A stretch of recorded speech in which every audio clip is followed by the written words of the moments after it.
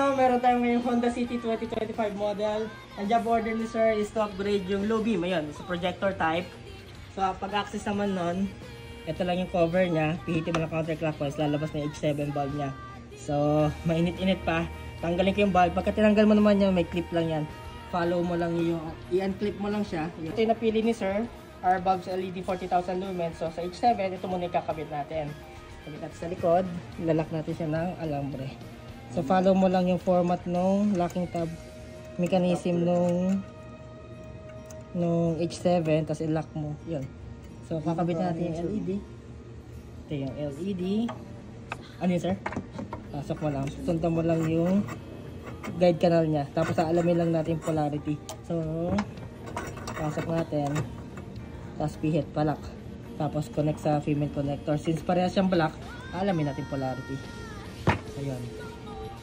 So, yan. Tapos na natin siyang i-fit sa loob. Tapos, syempre mainit. After testing, in-insulate natin na maigi yung socket.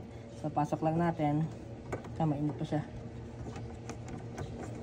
Ayan.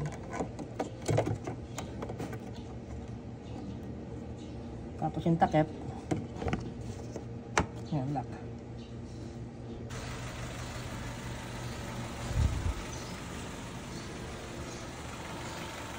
Sige sir, pa low beam. High beam pala, sorry. Yan.